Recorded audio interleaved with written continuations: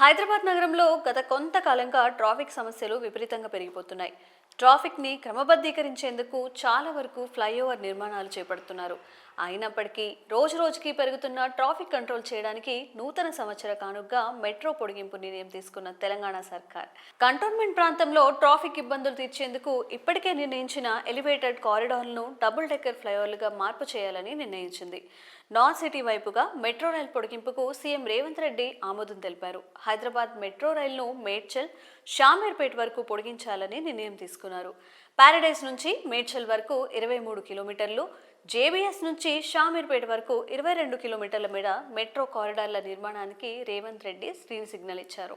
ఈ మేరకు షామీర్పేట మార్గంలో 12.1 కిలోమీటర్ మేర, కండ్లకోయ మార్గంలో సుమారు 4 కిలోమీటర్ల మేర డబుల్ డెక్కర్ ఫ్లైఓవర్లను నిర్మిస్తున్నారు. ప్రస్తుతం ఈ డిజైన్ ప్రకారం కింది రోడ్డు, దానిపైన ఫ్లైఓవర్, ఆ పైన మెట్రో నిర్మాణం చేపడతారు.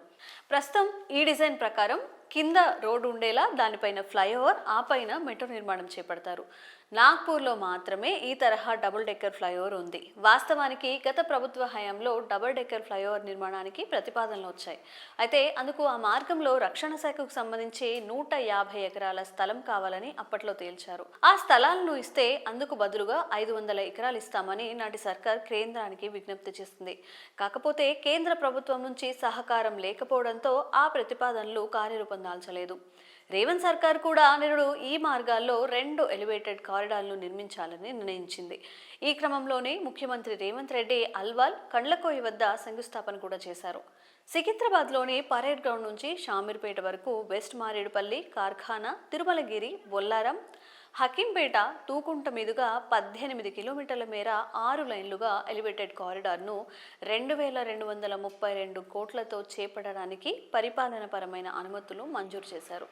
అంతేకాదు NH44లోని హైదరాబాద్ నుంచి నాగ్పూర్ మార్గంలో పారడైస్ నుంచి సుచిత్ర సమీపంలోని డైరీ ఫామ్ రోడ్ వరకు 5.32 కిలోమీటర్ల ఎలివేటెడ్ కారిడార్లను 1580 కోట్లతో 6 లైన్లుగా నిర్మించేందుకు అనుమతులిచ్చారు.